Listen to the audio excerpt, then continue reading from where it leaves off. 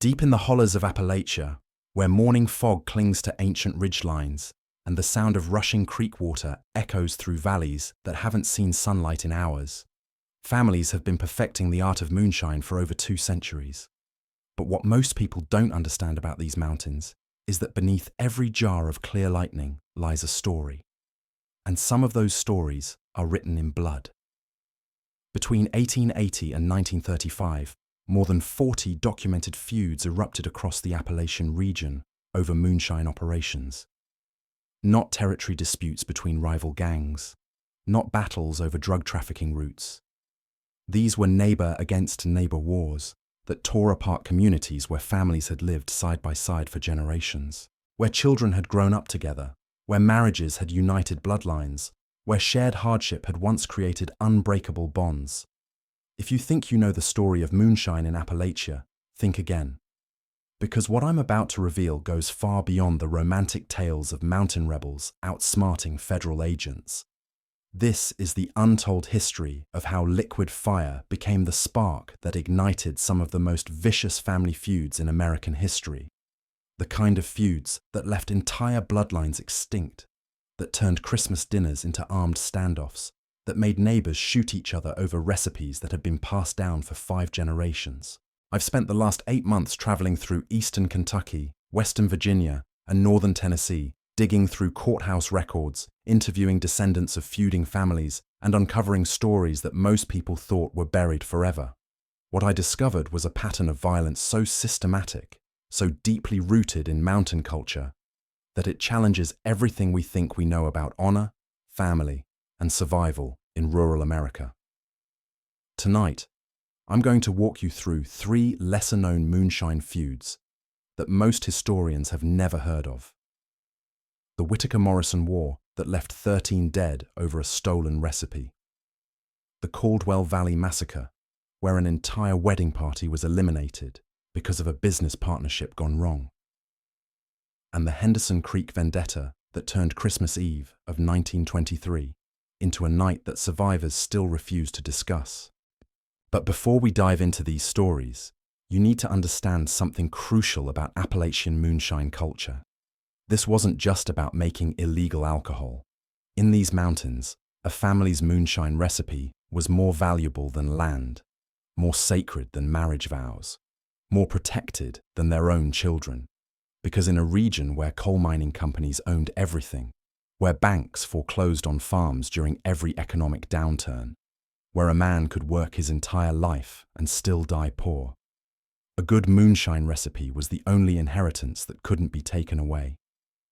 The mountains of eastern Kentucky in the 1890s were a world unto themselves. No roads that deserved the name, no telegraph lines, no banks, no post offices, no law enforcement that mattered. Just families scattered across impossible terrain, connected by footpaths and creek beds, surviving on whatever they could grow, hunt, or distill. The nearest federal agent might be 3 counties away. The nearest courthouse could take 2 days to reach on horseback. Justice, when it came at all, came from the barrel of a rifle and the judgment of men who'd never learned to read but could track a deer through a snowstorm and hit a squirrel at 50 yards. In this isolated world, moonshining wasn't crime. It was economy, it was culture, it was survival. Corn that might rot in storage could be transformed into liquid that would keep indefinitely, that could be traded for tools, medicine, ammunition, or cash money, when cash money was scarcer than honest politicians. A gallon of good moonshine was worth more than a bushel of corn, more than a side of pork, more than anything else these mountain families could produce. But here's what made moonshine different from any other mountain trade. The quality of your product depended entirely on secrets. The exact ratio of corn to sugar, the temperature at which you ran your mash, the timing of your cuts, the type of wood you burned, the way you cooled your worm. These weren't just techniques. They were family mysteries, passed from father to son in hushed conversations after the women had gone to bed, protected more carefully than any treasure. And that's where the blood started. The first feud I want to tell you about began in the winter of 1887 in a place called Stony Creek Hollow, deep in the mountains of Bell County, Kentucky. 2 families, The Whitakers and the Morrisons had been neighbours for 43 years. Their properties bordered each other along a creek that ran clear and cold year-round, perfect for moonshine operations. Both families had been distilling since before the Civil War. Both had developed reputations for producing whiskey so smooth it could make a Baptist preacher reconsider his vows. Jeremiah Whitaker was 56 years old that winter, a lean, weathered man who'd fought with the Union Army and come home to find his farm burned, his livestock scattered, his wife dead from typhus. He'd rebuilt everything from scratch, including a moonshine operation that produced what folks across 3 counties considered the finest white lightning they'd ever tasted. His secret was a technique his grandfather had brought from Scotland, involving the addition of wild honey at exactly the right moment in the fermentation process. Thomas Morrison was 48, a Confederate veteran who'd lost his left arm at Antietam, but could still outwork men half his age. His family's moonshine was different from Jeremiah's, darker, with a bite that came from aging it in charred oak barrels hidden in caves that honeycombed the limestone cliffs above his property. The Morrison recipe had been in his family for 60 years, refined through trial and error until it achieved a complexity that made connoisseurs travel days just to taste it. For 4 decades, these 2 families had coexisted peacefully. They'd shared tools during harvest season. Their children had played together.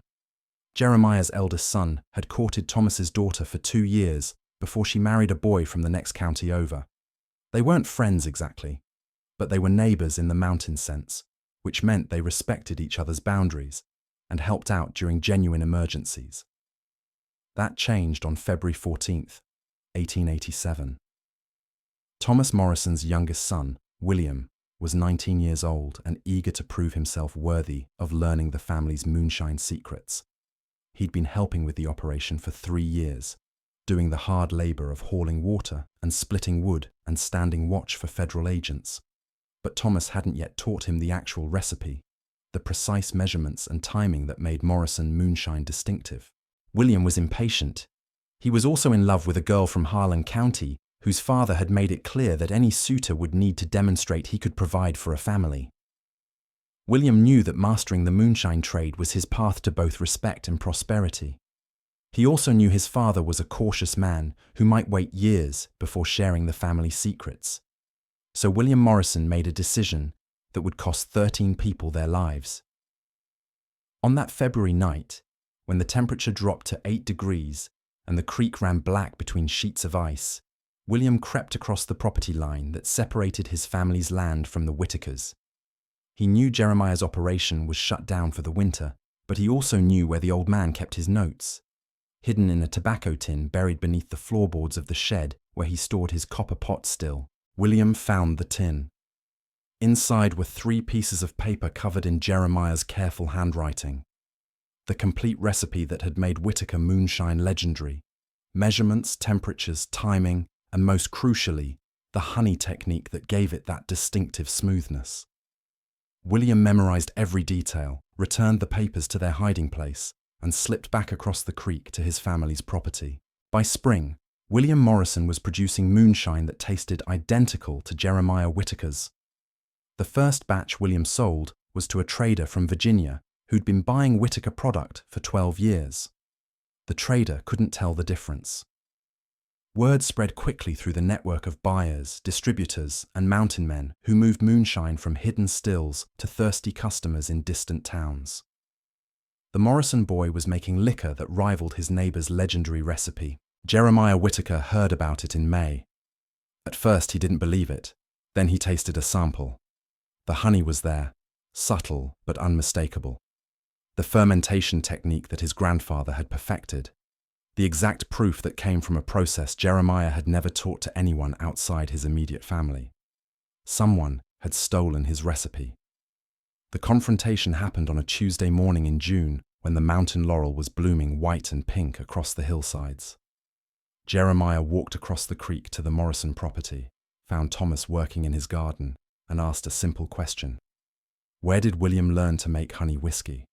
Thomas Morrison was an honest man. When he realized what had happened, he didn't try to defend his son or make excuses. He just nodded slowly and said he'd handle it. William would destroy his stolen batch, abandon that particular technique, and stick to the Morrison family recipe. But it was too late for that. William had already sold 8 gallons of the honey whiskey.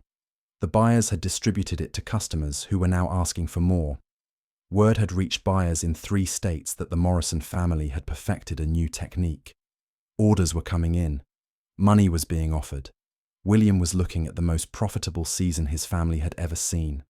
When Thomas told his son to stop making the honey whiskey, William refused. That refusal split the Morrison family down the middle. Thomas wanted to honor the agreement with Jeremiah Whittaker. William's older brothers saw the money they could make and sided with William. Thomas's wife, Sarah, supported her husband, but worried about turning away buyers who were offering premium prices. The family that had worked together for decades suddenly found themselves arguing over every decision. Meanwhile, Jeremiah Whittaker was facing his own crisis. His buyers were confused. Some were getting Morrison product that tasted identical to his own. Others were asking why he'd changed his recipe. His reputation, built over 30 years, was being diluted by a competitor using his own techniques. Jeremiah did what mountain men had always done when negotiation failed. He took direct action. On the night of July 4th, 1887, while the Morrison family was attending an Independence Day celebration in town, Jeremiah and his 2 eldest sons crossed the creek and destroyed William's still. They smashed the copper pot, scattered the mash, and poured out 40 gallons of finished product. Then they left a note nailed to a tree: "Stop making my whiskey, or face the consequences." William Morrison found the destruction the next morning. He was 20 years old, hot-blooded, and convinced that his family's prosperity was worth fighting for. Instead of backing down, he rebuilt his operation in 3 days and sent his own message. He had his younger brother deliver a jar of the honey whiskey to Jeremiah's front door with a note that said, "Try to stop me." The feud that followed would last 6 years and claim 13 lives from both families. The escalation began with property lines and ended with bloodlines. William Morrison's defiance wasn't just rebellion against his father or disrespect toward a neighbor. In the rigid honor code of Appalachian mountains, it was a declaration of war. Jeremiah Whittaker understood this. So did Thomas Morrison, who found himself caught between his son's ambition and his own principles. The old Confederate veteran tried one more time to broker peace, walking across that creek on a humid July evening to make a personal appeal to Jeremiah. The 2 men sat on Jeremiah's porch as fireflies began their nightly dance among the cornfields. Thomas offered compensation for the stolen recipe. He proposed splitting territories, with each family serving different counties. He even suggested a partnership where both families could benefit from the honey technique. But Jeremiah's response was as final as a coffin nail. Some things can't be shared once they've been stolen. The boy had crossed a line that couldn't be uncrossed. Thomas Morrison walked home, knowing his family was about to enter hell. The first blood was spilled on August 15th, 1887. Jeremiah's youngest son, Samuel, was checking snare traps along the ridge that separated the 2 properties when he encountered William Morrison doing the same. The meeting might have passed without incident, but Samuel noticed something that made his blood run cold. William was carrying a leather satchel that contained glass jars filled with clear liquid. Samples of the honey whiskey being transported to potential buyers. Words were exchanged, then shoves. Then Samuel Whittaker drew the knife he used for skinning rabbits and opened a 4-inch gash across William Morrison's ribs. William responded by picking up a rock the size of his fist and caving in the left side of Samuel's skull. Samuel Whittaker died 3 hours later in his mother's arms, blood pooling on the kitchen floor of the cabin where he'd been born 22 years earlier. The Whittaker response came at dawn the next morning. Jeremiah and his 3 surviving sons surrounded the Morrison cabin while the family slept. They didn't shoot through the walls or set fire to the building. Mountain code demanded that even enemies be given a chance to face their fate standing up. Jeremiah called out Thomas's name and waited. Thomas Morrison emerged first, followed by his wife Sarah, then their 4 sons, including William. The families faced each other across the yard where chickens pecked for grain and a milk cow grazed peacefully, completely oblivious to the violence about to unfold. Jeremiah spoke first. "Your boy killed my Samuel over stolen whiskey. Now we settle accounts." Thomas knew what was expected. Mountain justice required blood for blood, but he also knew that once this escalation began, it wouldn't stop with one death. He made a choice that surprised everyone present, including his own family. He stepped forward and offered his own life in place of William's. The old Confederate veteran understood something his son didn't. This feud wasn't really about moonshine recipes or business competition. It was about respect, honor, and the unspoken codes that held mountain communities together. William had violated those codes, and Thomas was prepared to pay the price, rather than watch his family destroy itself in a war it couldn't win. But Jeremiah Whitaker didn't want the father. He wanted the son who'd stolen his legacy and killed his boy. The standoff lasted 4 hours, neither family willing to back down, neither willing to fire the first shot at neighbors they'd known for decades. Finally, Sarah Morrison broke the silence with words that would haunt both families for the rest of their lives. "If you're going to kill my boy, then kill us all, because we won't live knowing we let him die alone." Jeremiah lowered his rifle, not from mercy, but from understanding. The Morrison family had chosen to stand together, which meant this feud would require more bullets than he'd brought. He and his sons withdrew, but not before delivering a promise that echoed across the hollow. "This isn't finished. We'll be back." What followed was 6 years of guerrilla warfare that turned Stony Creek Hollow into a battlefield where children couldn't play outside and women carried pistols to milk the cows. Both families fortified their properties, digging rifle pits and building walls from stacked stones. They took turns ambushing each other on the mountain trails that connected their land to the outside world. They poisoned each other's wells. They burned each other's crops. They shot each other's livestock. The violence spread beyond the two primary families as relatives, friends, and business associates were forced to choose sides. The Caldwells, who lived 3 miles down the creek, supported the Whitakers because Thomas Morrison's brother had cheated them in a land deal 5 years earlier. The Hendersons backed the Morrisons because Jeremiah's cousin had testified against their father in a timber theft case. Old grievances that had nothing to do with moonshine suddenly became part of the feud. By 1890, 13 people were dead, not just the original combatants, but wives, children, elderly relatives, and neighbors who'd made the mistake of being in the wrong place when shooting started. The hollow that had once echoed with the sounds of families building lives together now rang with gunshots and funeral bells. The killing might have continued indefinitely, but something happened that neither family had anticipated.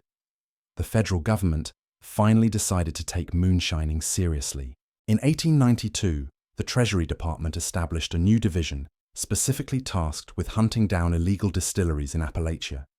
Teams of federal agents, backed by military units when necessary, began systematic raids throughout eastern Kentucky. They weren't interested in the small-time operators who made a few gallons for personal consumption. They were targeting the large-scale operations that were costing the government millions in lost tax revenue. Both the Whitaker and Morrison families fell into that category.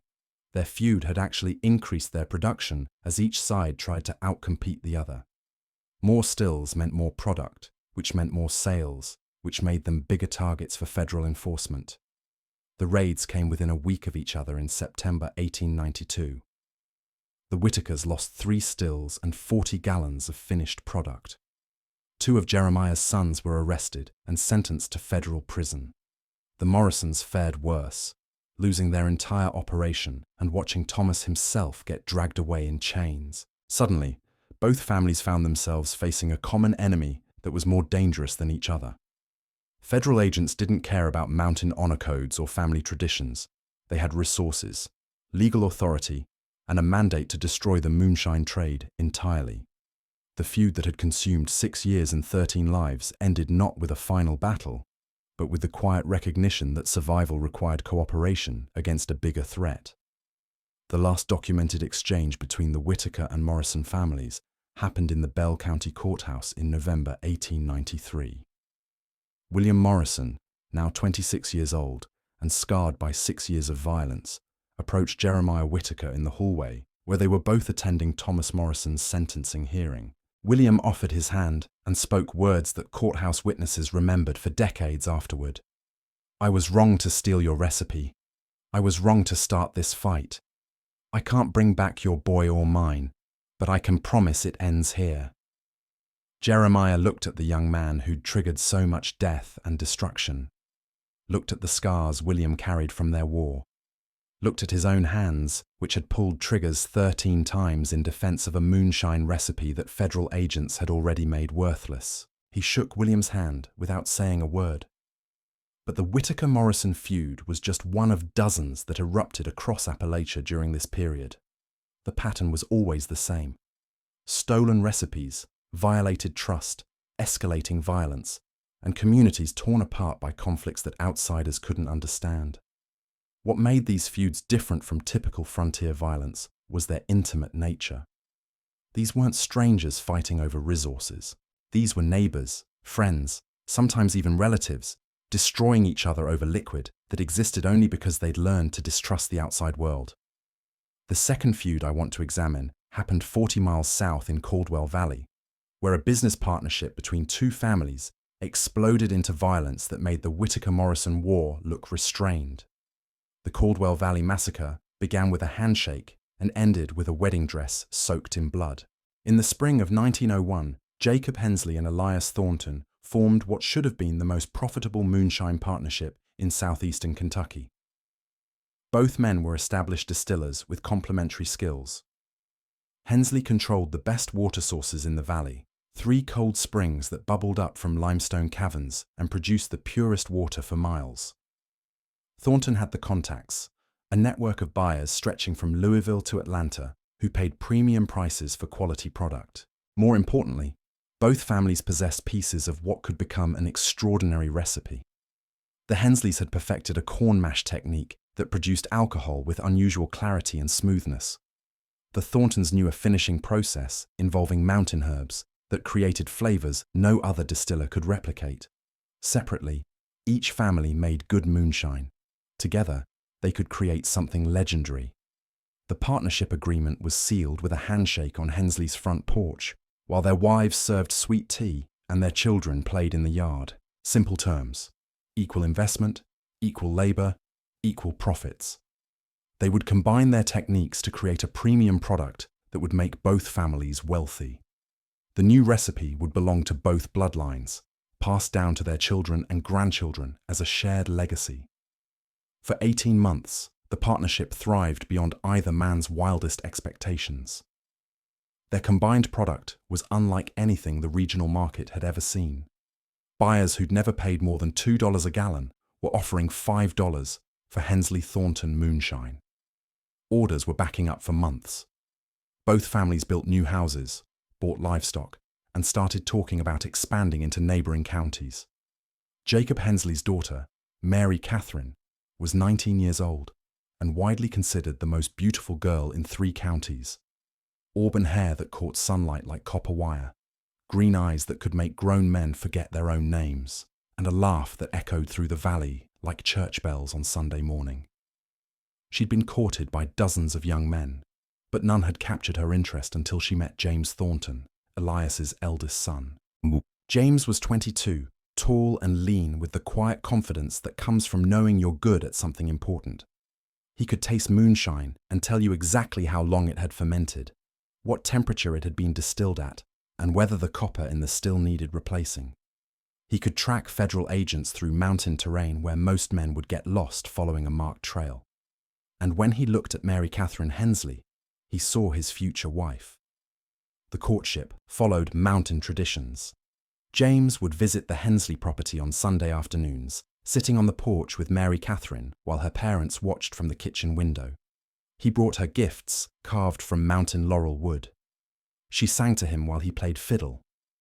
By Christmas of 1902, everyone in the valley expected an engagement announcement. The announcement came on New Year's Day, 1903. Mary Catherine and James would be married in June, uniting the 2 most successful moonshine families in the region. The wedding would be held in the Caldwell Valley Methodist Church, followed by a reception at the Hensley farm, where both families had agreed to host the largest celebration the area had seen in decades. Planning the wedding became a community effort. Women from 6 families spent months sewing Mary Catherine's dress from silk that James had bought in Lexington. Men built a pavilion large enough to shelter 200 guests. Children practiced songs they would perform during the ceremony. Even families who'd had disputes with the Hensleys or Thorntons put aside their differences to participate in what everyone understood was more than just a wedding. This was the formal merger of 2 moonshine dynasties, a celebration of prosperity that proved mountain families could build something lasting, something that couldn't be taken away by coal companies or federal agents, or the economic forces that kept most of Appalachia poor. But 3 weeks before the ceremony, Jacob Hensley discovered something that changed everything. Hidden in a tobacco barn on the far edge of Thornton property, James was operating a private still. Not the large, sophisticated operation he shared with the Hensleys, but a small personal setup where he was producing moonshine using the complete combined recipe. The premium product that was supposed to belong to both families equally. James was making it alone, selling it independently, and keeping all the profits. Jacob found 43 gallons of finished product, each jar labeled with markings that identified James as the sole producer. He also found ledger books showing sales to buyers in Virginia and North Carolina, customers who didn't know about the Hensley-Thornton partnership and believed they were purchasing exclusive James Thornton moonshine. The betrayal was complete and calculated. James hadn't just violated their business agreement, he'd stolen their shared recipe and was using it to establish his own competing operation. Worse, he'd been doing it for months while courting Jacob's daughter, attending family dinners, and accepting Jacob's trust and hospitality. Jacob Hensley rode home through mountain darkness, struggling with emotions that threatened to tear him apart. Rage at the theft, humiliation at being fooled by someone he'd treated like a son, and something deeper, more painful than either, the knowledge that his daughter was about to marry a man who'd proven himself capable of elaborate deception. The confrontation happened the next morning when Elias Thornton came to discuss final wedding preparations. Jacob presented the evidence methodically. The hidden still, the independent sales records, the stolen recipe being used for personal profit. He spoke quietly, almost gently, because he still hoped there was some explanation that wouldn't destroy both their families. Elias examined the ledger books, studied the markings on the moonshine jars, and reached the same conclusion Jacob had reached. His eldest son had betrayed their partnership and dishonored both families in the process. But instead of apologizing or offering to make restitution, Elias Thornton surprised Jacob with his response. Maybe the boy was just showing initiative. Maybe separate operations would be more profitable than the partnership. Maybe it was time to dissolve their agreement and let each family pursue its own interests. Jacob stared at his partner, slowly understanding that Elias had known about James's operation all along. The betrayal wasn't limited to one ambitious young man. It was a family conspiracy to steal the Hensley techniques and establish the Thorntons as the dominant moonshine producers in the region. The wedding was cancelled that afternoon. Mary Catherine Hensley locked herself in her bedroom and refused to speak to anyone for 3 days. James Thornton left the county rather than face the consequences of his deception. And 2 families who'd built prosperity together began planning each other's destruction. The first act of revenge was economic. Jacob Hensley contacted every buyer in their network and revealed the truth about the Thornton family's deception. He provided evidence that James had been selling stolen product and warned that any future dealings with the Thorntons would mean the end of relationships with the Hensleys. The strategy worked better than Jacob had anticipated. Buyers who'd done business with both families for years chose the Hensleys overwhelmingly. Within 2 months, Thornton moonshine sales had dropped to almost nothing. Elias found himself sitting on inventory he couldn't move, facing expenses he couldn't meet, watching his family's prosperity evaporate. But Elias Thornton wasn't a man who accepted defeat quietly. If the Hensleys wanted to use their buyer network as a weapon, he would find his own weapons to fight back. On a moonless night in August 1903, Someone poisoned the 3 springs that supplied water to the Hensley operation.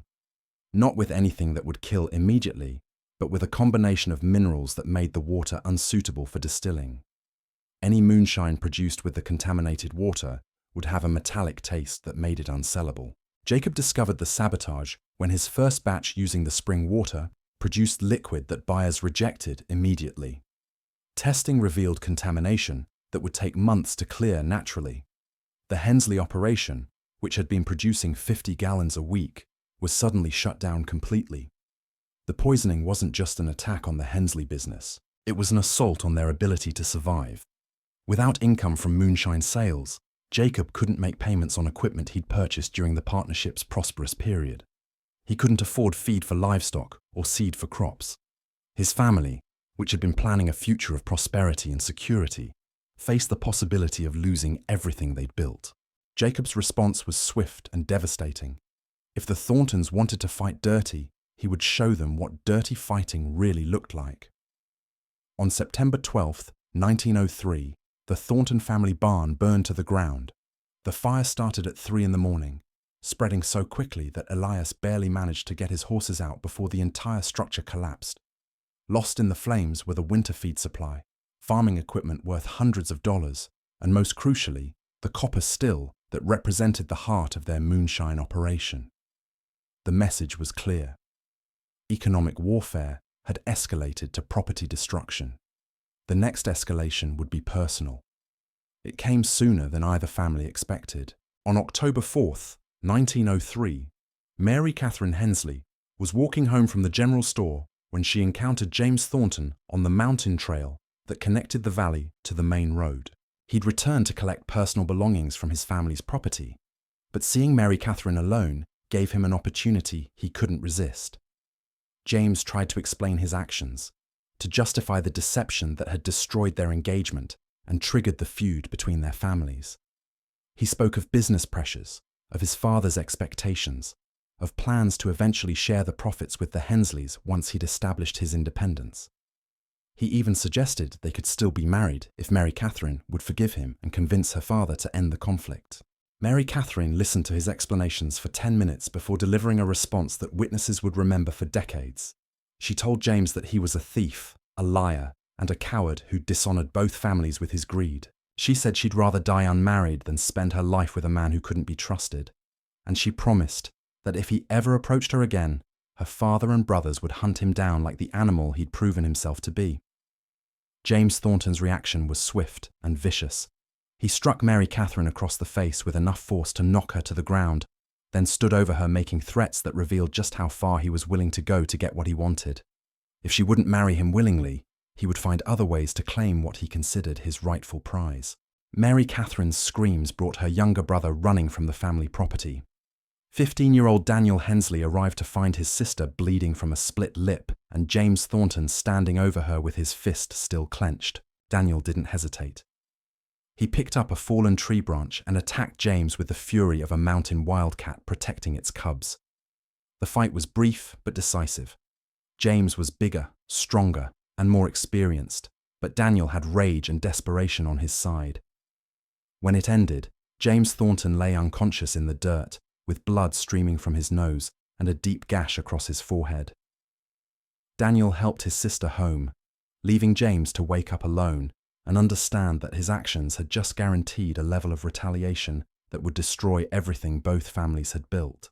The Hensley response came 3 days later during a church service that both families typically attended. Jacob and his 3 sons entered the Caldwell Valley Methodist Church while Elias Thornton was reading from Scripture. They walked down the center aisle, past shocked congregation members, until they stood directly in front of the pulpit where Elias was conducting services. Jacob's voice carried to every corner of the building when he spoke. "Your son put his hands on my daughter. In front of God and this congregation, I'm calling him out to answer for that dishonor." The challenge was formal, traditional, and absolutely binding according to mountain codes that predated any law written in Frankfurt or Washington. James Thornton could face Jacob Hensley in single combat, leave the county forever, or watch his entire family be ostracized from the community they'd called home for 3 generations. James chose to fight. The duel was scheduled for dawn on October 15, 1903, in a meadow that bordered both family properties. Weapons would be rifles at 50 paces. Each man would fire once. If both survived, honor would be considered satisfied and the feud would end. But honor wasn't the only thing at stake. Both families understood that this confrontation would determine which bloodline controlled the most profitable moonshine territory in southeastern Kentucky. The loser wouldn't just face death or disgrace. His entire family would be forced to abandon operations that represented generations of accumulated knowledge and investment. Word of the duel spread throughout the mountains. By dawn on the appointed day, more than 100 people had gathered to witness what everyone understood would be the final resolution of the Hensley-Thornton feud. They came from 6 counties, traveling through mountain darkness to reach the meadow where 2 families would settle their differences, according to codes older than the Constitution. But the duel never happened. As the sun rose over the ridgeline and James Thornton stepped into position, a shot rang out from the tree line that bordered the meadow. James fell immediately, a rifle bullet through his chest. Before anyone could react, more shots erupted from multiple positions. Not the formal, ritualized violence of a duel, but the chaos of an ambush that had been planned with military precision.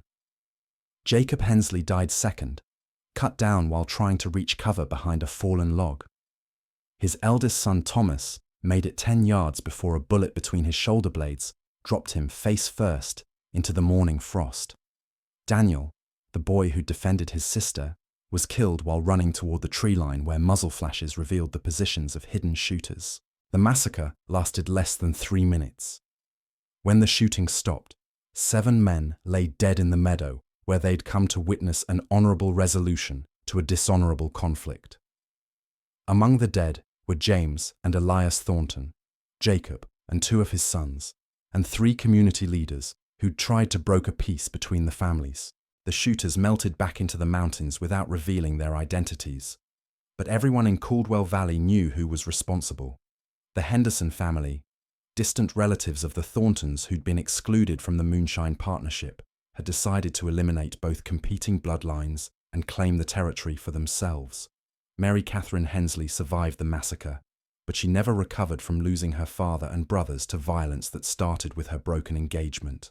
She never married, never left the valley, and spent the remaining 63 years of her life tending the graves of men who died protecting her honor. The Henderson family did claim control of moonshine operations in Caldwell Valley, but their victory was hollow. Federal agents, attracted by the publicity surrounding the massacre, raided the area systematically throughout 1904 and 1905. By 1906, commercial moonshining in the valley had ended completely, making the entire feud pointless. The church where Jacob Hensley had issued his challenge to James Thornton never fully recovered from the scandal. Attendance dropped as families moved away or simply stopped participating in a community that had produced such violence.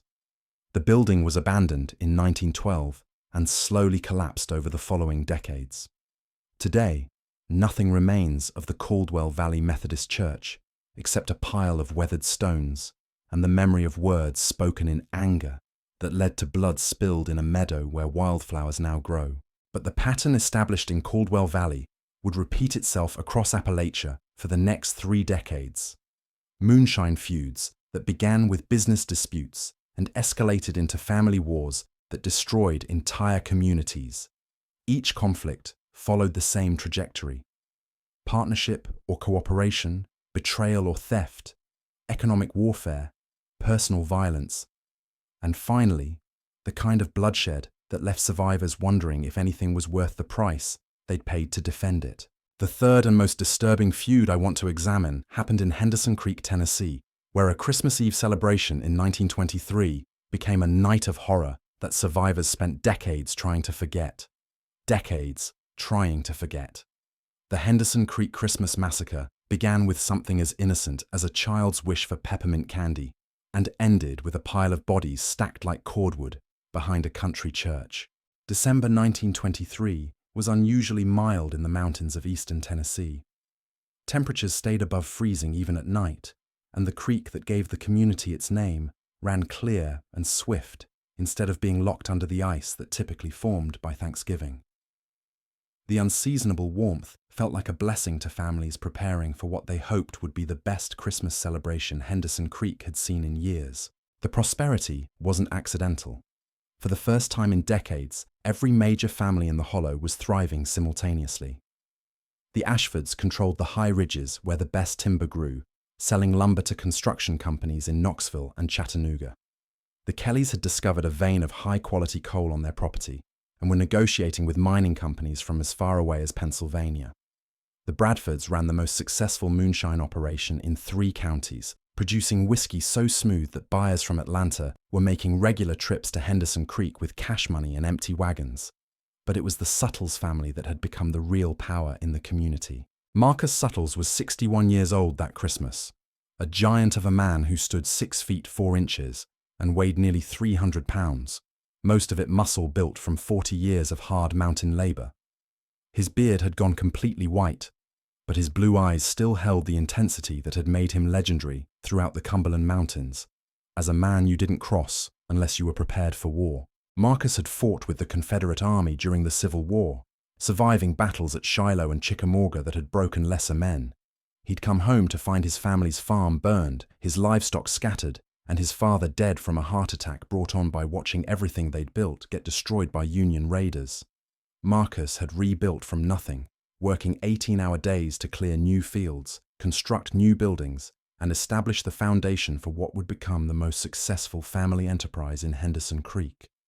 The Suttles moonshine operation was different from typical mountain stills in both scale and sophistication. Instead of hiding a single copper pot in the woods and hoping federal agents wouldn't find it, Marcus had constructed an underground facility that could produce 200 gallons of finished product per week. The still was built in a natural cave system that honeycombed the limestone cliffs behind his property, with multiple chambers for fermentation, distillation, and storage.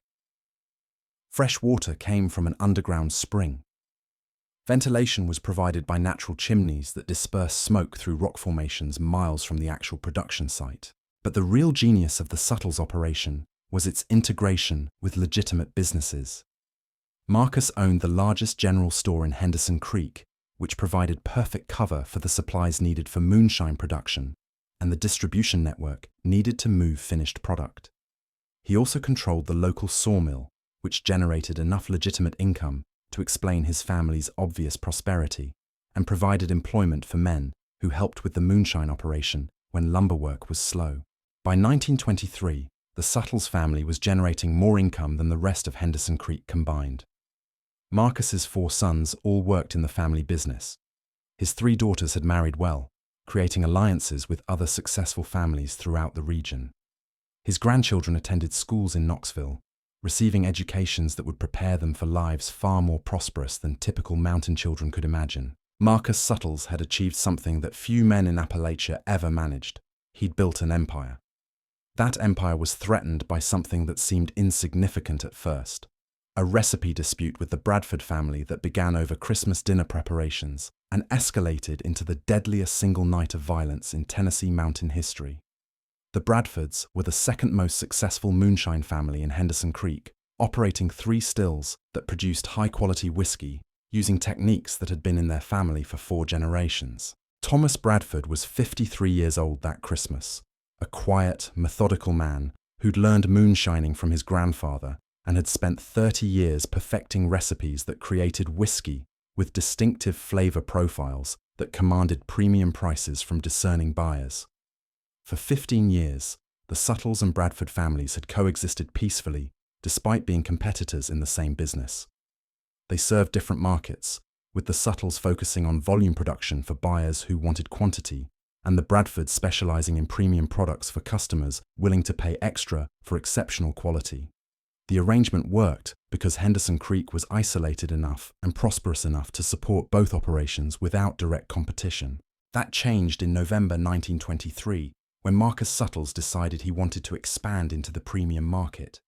The decision wasn't driven by financial necessity. The Suttles operation was already more profitable than Marcus could have imagined when he started rebuilding after the Civil War. But Marcus was 61 years old, thinking about legacy, about what he would leave his sons and grandsons. Volume production of decent moonshine was profitable, but premium whiskey was prestigious. It represented mastery of a craft that separated true artisans from ordinary mountain moonshiners. Marcus approached Thomas Bradford with a proposal that seemed reasonable on the surface. The Suttles family would pay for access to Bradford recipes and techniques, not to steal them or replicate them independently, but to learn them through legitimate partnership.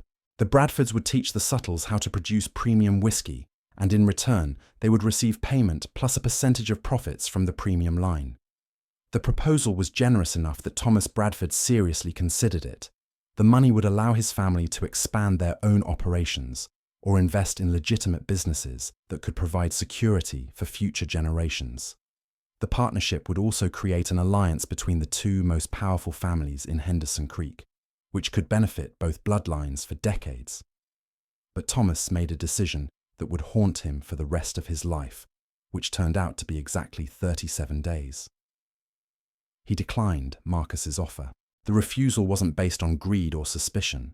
Thomas Bradford had spent 30 years perfecting recipes that represented the accumulated knowledge of 4 generations of his family. Those recipes weren't just business assets.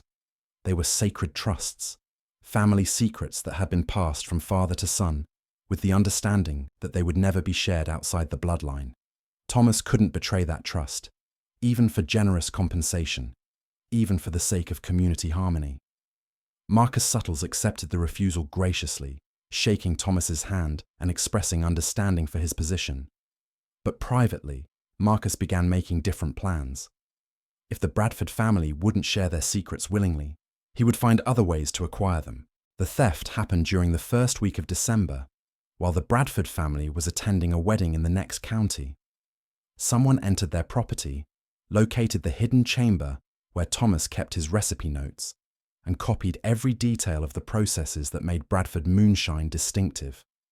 The theft was professional, careful, and completely undetectable. The original notes were returned to their hiding place without any indication they'd been disturbed. Marcus Suttles spent 2 weeks experimenting with the stolen techniques, modifying his production setup to accommodate the more complex processes required for premium whiskey. By December 20th, he was producing moonshine that was virtually identical to the Bradford family's premium line. The first batch was sold to buyers from Kentucky who'd been purchasing Bradford product for 8 years. They couldn't distinguish between the original and the Suttles copy. Word spread quickly through the network of premium whiskey buyers that Marcus Suttles was now competing directly with Thomas Bradford, offering identical quality at lower prices because of his more efficient production methods. Thomas Bradford discovered the theft on December 22nd when 3 of his regular buyers cancelled their Christmas orders, explaining that they'd found a better source for the same product. When Thomas tasted a sample of the competing whiskey, he recognized his own techniques immediately. Someone had stolen recipes that had been in his family for 4 generations and was using them to undercut his business during what should have been his most profitable season.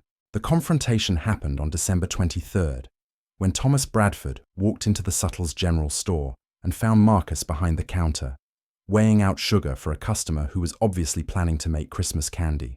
Thomas waited until the customer left, then placed a jar of Marcus's premium moonshine on the counter. He spoke quietly, but his voice carried a hardness that made everyone in the store stop what they were doing and listen. "This tastes exactly like my granddaddy's recipe, the one he brought from Scotland in 1847. The one that's been in my family for 76 years. Want to explain how you learned to make it?" Marcus examined the jar, then looked Thomas directly in the eyes. "I developed this through experimentation. Any similarity to your product is coincidence." Thomas laughed, but there was no humor in the sound. "Coincidence? Marcus, this isn't just similar. It's identical. Same fermentation time, same distillation temperature, same finishing technique with wild cherry bark that only my family uses. You stole my recipes." Marcus set the jar down carefully. "Thomas, you're making accusations you can't prove. And even if you could, what exactly do you plan to do about it?" The question hung in the air like smoke from a house fire. Everyone in the store understood what Marcus was really asking. Thomas Bradford was 53 years old, a craftsman who'd spent his life perfecting whiskey recipes, not a fighter who'd survived Civil War battles and 40 years of mountain feuds.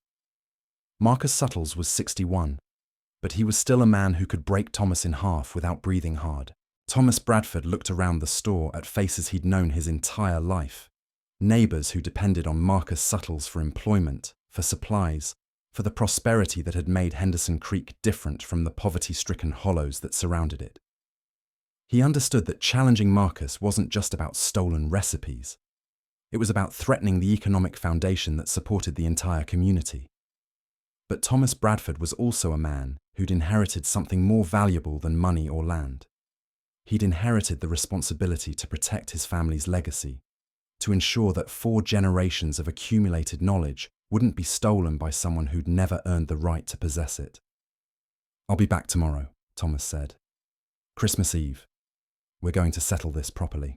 Marcus nodded. "Christmas Eve, then. We'll see what kind of man you really are." Christmas Eve. 1923 dawned clear and cold, with temperatures dropping into the 20s as a high-pressure system moved down from Canada. The sudden change from the unseasonably warm weather felt ominous to people who believed the mountains could predict human events. Old women who'd lived through decades of mountain feuds shook their heads and muttered about blood being spilled when the weather turned. The Christmas Eve service at Henderson Creek Baptist Church was scheduled for 7 o'clock in the evening, followed by a community celebration that would include dinner, music, and gift exchanges for the children. Every family in the Hollow planned to attend, making it the largest gathering of the year and the perfect setting for whatever Thomas Bradford had planned. But Thomas didn't wait for evening. At 2 o'clock in the afternoon, he walked onto the Suttles' property with his 3 sons behind him, all of them armed with rifles and the kind of grim determination that comes from knowing you're about to fight a battle you probably can't win. Marcus Suttles emerged from his house with his 4 sons, also armed, also ready for whatever was about to happen. The 2 families faced each other across the yard where Marcus had built his prosperity, where children had played and families had celebrated, and life had continued peacefully for 15 years. Thomas spoke first. "I want my recipes back. The notes you stole, the techniques you copied, all of it. Return what you took, and we'll call this finished." Marcus smiled. "I told you yesterday, Thomas, I didn't steal anything. What I have, I developed myself." "Then we have a problem," Thomas replied, "because I can't let you profit from 4 generations of my family's work." What happened next would be debated by survivors for decades, but everyone agreed on the basic facts. Words were exchanged, threats were made, positions were taken that neither family could retreat from without losing face and acknowledging defeat. The shooting started when Thomas Bradford's youngest son, 16-year-old Daniel, made the mistake of shifting his rifle in a way that Marcus Suttles interpreted as aggressive. Marcus drew his sidearm and shot Daniel through the chest before anyone could react. The boy fell backward into the dirt, blood spreading across his shirt, while his father and brothers watched in horror. For a moment, nobody moved. Nobody breathed. The mountains were silent, except for the sound of Daniel Bradford dying in his father's arms. Then Thomas Bradford raised his rifle and shot Marcus Suttles between the eyes. What followed was 6 minutes of gunfire that left 9 men dead in the yard where children had played just hours earlier. The Bradford family was outnumbered and outgunned, but they fought with the desperate fury of men who understood they were going to die but refused to die alone. When the shooting stopped, Thomas Bradford and all 3 of his sons lay dead. Marcus Suttles was dead. 2 of his sons were dead. The eldest Suttles' son, Jacob, was wounded but alive. The other 2 had barricaded themselves in the house and were firing through windows at anyone who moved in the yard. But the killing wasn't finished. News of the gunfight reached the rest of Henderson Creek within an hour, carried by a neighbour who'd heard the shooting and crept close enough to see the bodies. Word spread that the Bradford family had been wiped out, that the Suttles boys were still armed and dangerous, that anyone who'd ever had a dispute with Marcus Suttles might be next. Fear does strange things to people who've lived their entire lives in isolation, who've learned to settle their own problems because law enforcement is days away and help might never come. By 5 o'clock that evening, 3 separate groups of armed men were moving toward the Suttles' property with different but equally violent intentions. The Kelly family arrived first, motivated by an old grievance over timber rights that had been simmering for 2 years. They found Jacob Suttles trying to load his father's body into a wagon and shot him before he could explain that the fight with the Bradfords was over. The Ashford family came next, seeking revenge for a business deal they believed Marcus had cheated them on 5 years earlier. They exchanged gunfire with the remaining Suttles' sons through the windows of the house, eventually setting fire to the building to force them out. The final group was led by Reverend William Morrison, the Baptist preacher who'd been planning to conduct Christmas Eve services, but found himself instead trying to prevent his community from destroying itself. Morrison arrived with 6 men who weren't seeking revenge, but were determined to stop the violence before it spread to other families. The 3 groups met in the yard where 13 men already lay dead, and in the confusion and darkness and fear that had consumed Henderson Creek, they began shooting at each other. The Christmas Eve massacre ended at 8:30 that evening, when the last gunshot echoed across the mountains and silence returned to Henderson Creek. 26 men were dead, including every adult male from the Bradford and Suttles families. The church where families had planned to celebrate Christmas was abandoned as survivors fled to their homes and barricaded their doors against neighbors they no longer trusted. The few women and children who survived the massacre left Henderson Creek within days, abandoning property that had been in their families for generations, rather than remain in a place that had been baptized in so much blood. The community that had been the most prosperous in 3 counties simply ceased to exist, leaving only empty buildings and graves that nobody tended. Federal agents arrived in Henderson Creek on January 3, 1924, drawn by reports of large-scale violence. They found a ghost town where the only signs of life were wild dogs feeding on frozen corpses and smoke rising from chimneys in houses where survivors were burning furniture to stay warm because they were too terrified to leave their homes to gather firewood. The agent's report described Henderson Creek as the most complete example of community self-destruction they'd ever witnessed. An entire settlement eliminated not by outside forces or natural disaster, but by internal violence that had spiraled beyond any possibility of control. The moonshine recipes that had triggered the massacre were never recovered. Both the Bradford and Suttles families took their secrets to graves that were dug in frozen ground by federal agents because no local people survived who were willing or able to bury their neighbors. Today, Henderson Creek appears on some maps as a historical site, but there's nothing there to mark what happened on Christmas Eve 1923. The buildings collapsed decades ago. The graves are unmarked and overgrown. The creek still runs clear and swift, but nobody drinks from it because old-timers say the water still tastes like blood. These 3 feuds, the Whittaker-Morrison War, the Caldwell Valley Massacre, and the Henderson Creek Christmas Eve killings, represent just a fraction of the moonshine violence that consumed Appalachia between 1880 and 1935.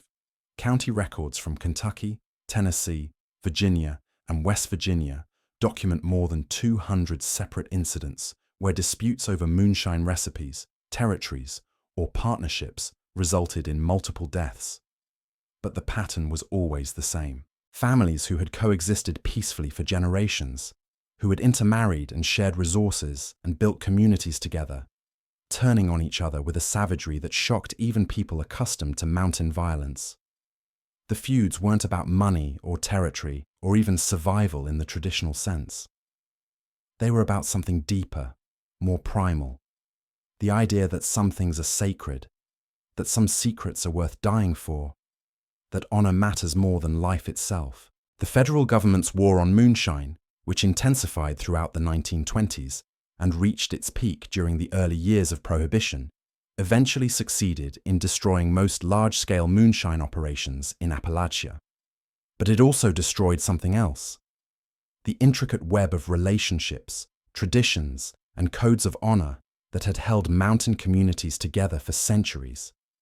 When the stills went silent, when the recipes were buried with their keepers, when the families that had fought and died over liquid fire finally accepted that their way of life was ending, something essential disappeared from the mountains.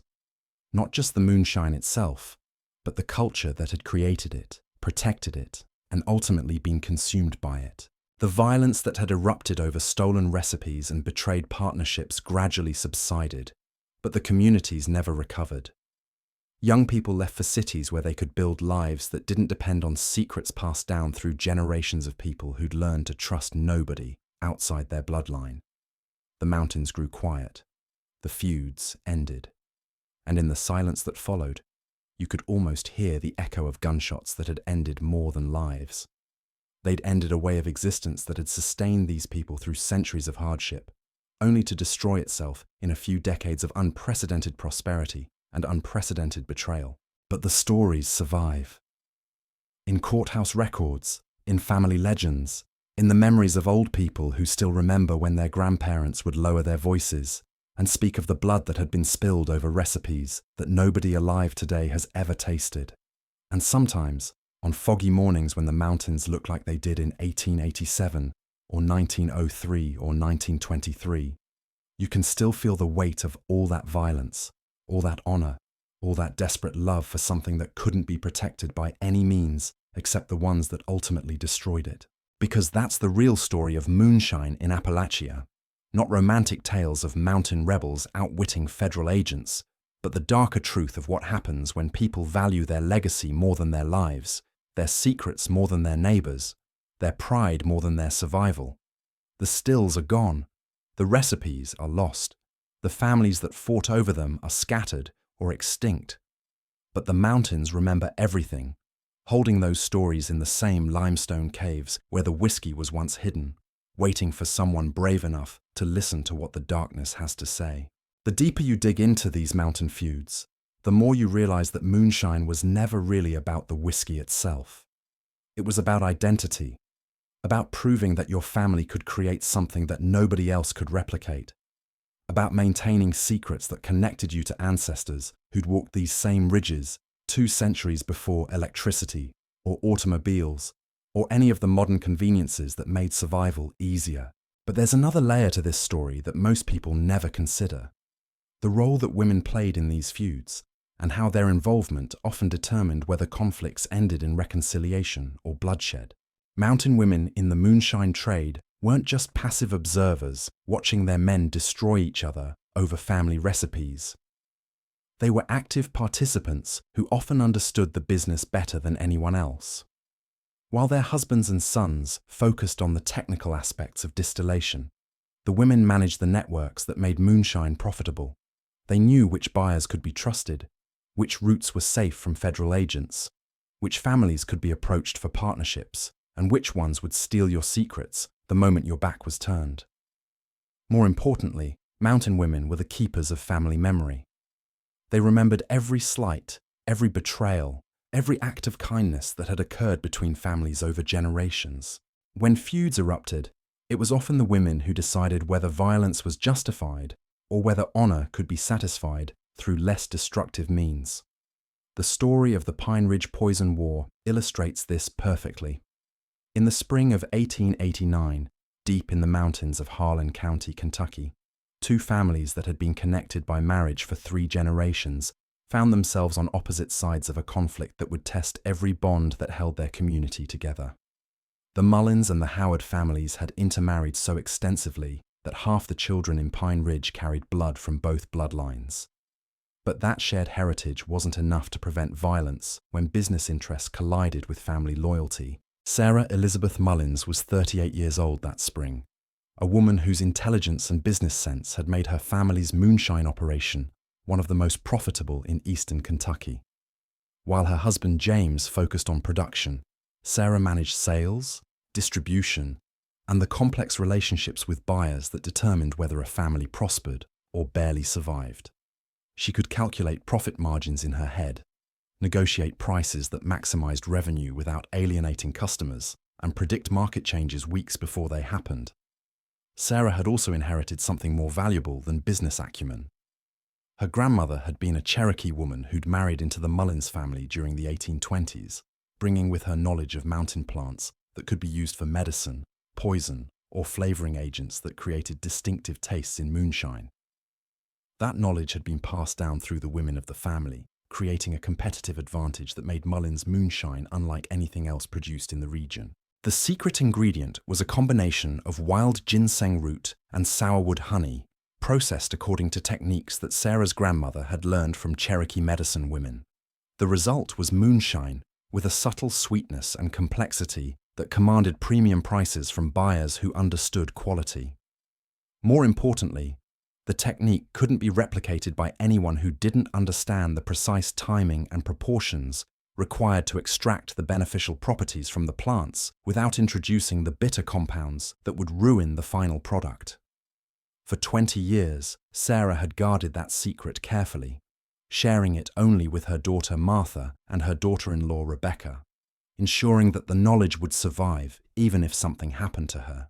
The technique represented 4 generations of accumulated wisdom, a legacy that connected the Mullins family to ancestors who'd survived removal, war, and economic devastation through their ability to create something valuable from the resources the mountains provided.